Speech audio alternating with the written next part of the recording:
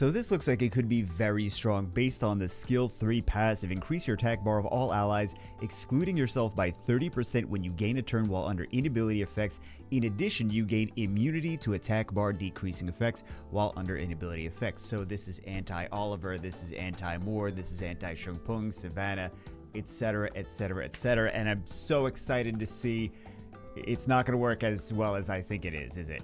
So the good news is there seems to be a lot of people playing with this in C2 and C3, which means that it's probably not that terrible, especially if they're winning with it in C2 and C3.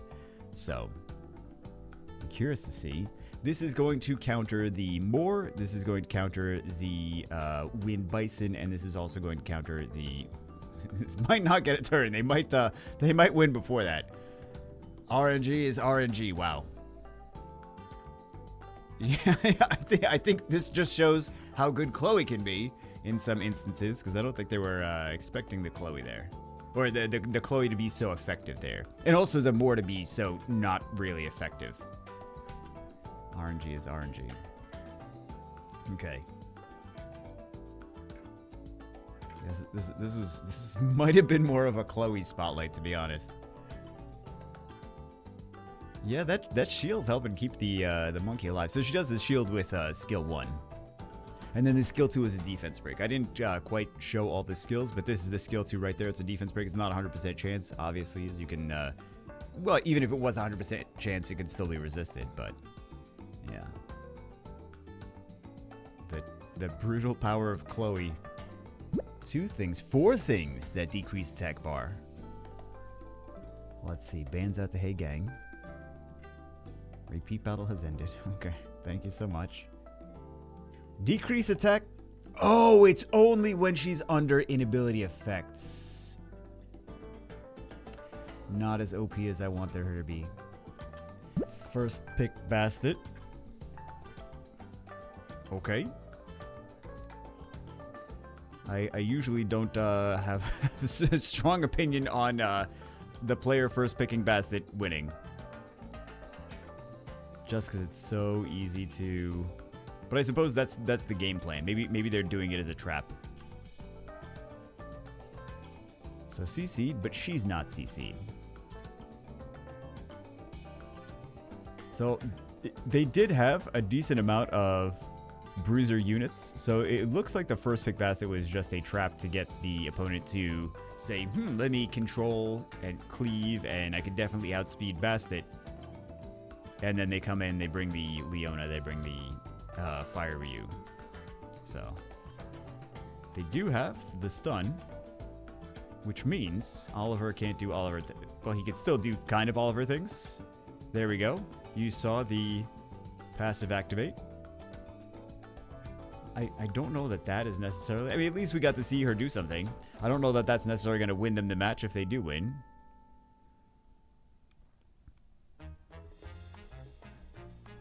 Because this can still get decreased attack gauge. That's the bummer.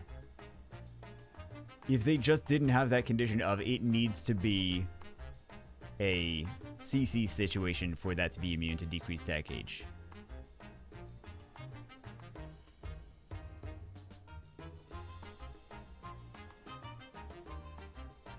That's the bummer. Well, we're not even seeing that. I'm curious if they win, but aside from that, it's just time to go on to the next match. It's just gonna be a Leona solo, isn't it? Seen these a million times before. Oh, maybe not. Hold on.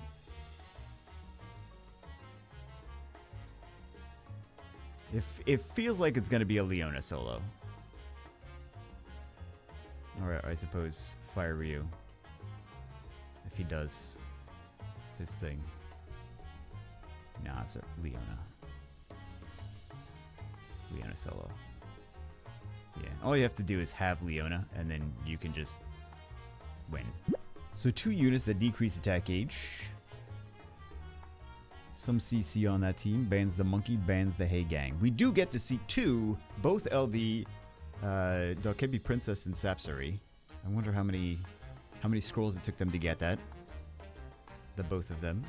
So if you guys are not familiar, the light one does right there the regen and the immunity, and then also the passive is it will heal allies by 10%, I believe, for each beneficial effect granted on their team. So, or each beneficial effect granted on them, rather, sorry. Okay, so the CC, which means attack age is going to get increased. So they're immune with the Dark one.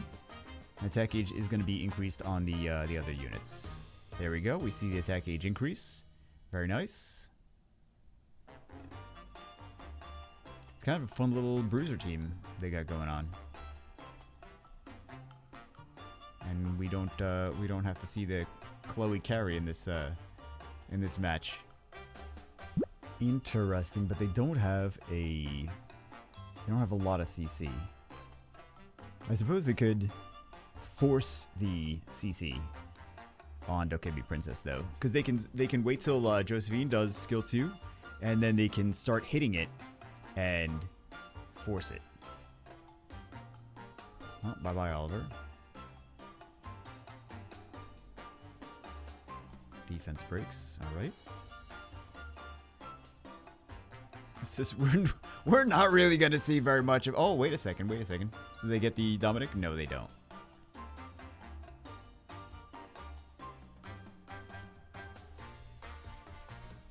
Although this could work against them.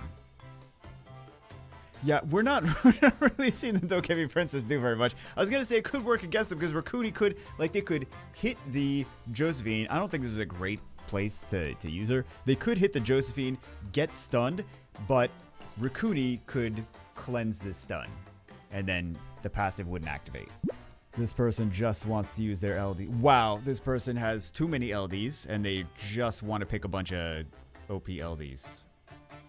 Let's see if they win or lose. All right.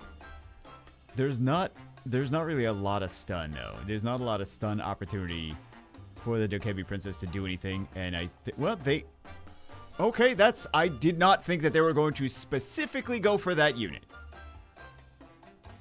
Because now they're just going to activate like that. They oh my goodness. I don't know, guys. I don't know. Because they just screwed themselves. The opponent screwed themselves by CCing her.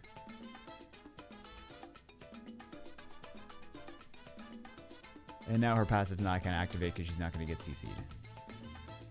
This is a wacky match, guys. This is a wacky match. I question the strategy, but maybe we can see. So at least we get to see the Dokebi Lord as well.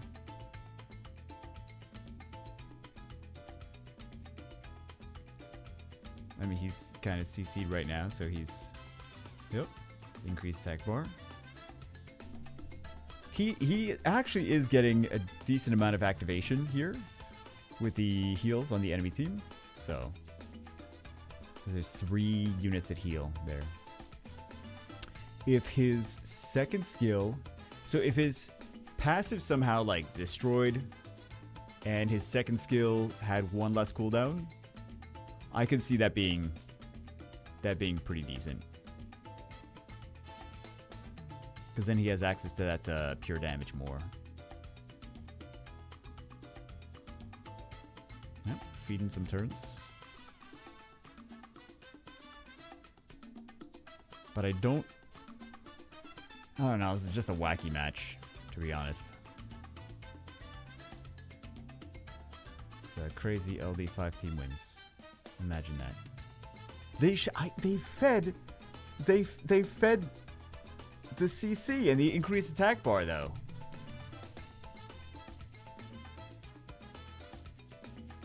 Oh well. Yeah, I think this is, even if it was Dokebi Lord versus Juno, they would still win. I mean, it's C1, so what do you expect? So we've got the Chloe again. It's the same player as we saw earlier with the Chloe. What gets banned? Camila gets banned. And bans out, there's multiple LD5s on that one side. Bans out the normal element 4-star because he's very strong. He also was very strong against that specific team. Because opponent had fire units. They had the Camila. So. Yeah, let's... The Veromos is going to be the MVP here. if anything. That's not going to be enough. Veromos MVP. Although, decent against the Veromos is the Dokebi Lord. You see how much attack H he's actually getting here. Defense breaks. How many? Zero. Zero defense breaks. I'm sure they're very happy about that. Yep. Look at that turn cycling on Dokebi Lord. That's very interesting. I mean, I guess it's not interesting. We saw him. We know what he does. We saw his. We saw him in action yesterday.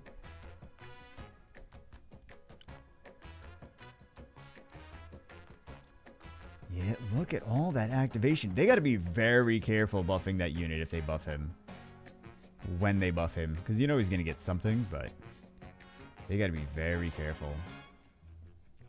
That thing can be crazy if they give him too much.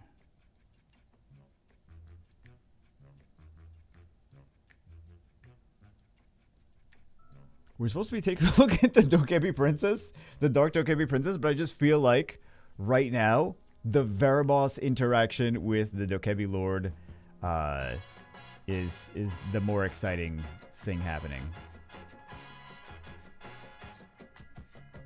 Too bad we didn't see this in that video. But yeah, sadly, not just immune to attack bar in general. Because if the Dark Dokebi Princess was immune to attack bar, generally speaking, like all attack bar decrease, that would be super strong. But unfortunately, it's only when it's CC'd, which is kind of sad. It still could be useful in situations, but it's not going to be as game-changing for the players that pull her as it potentially could be. So anyway, that's it for this one. Hope you guys enjoyed it. I will see you as always in the next one.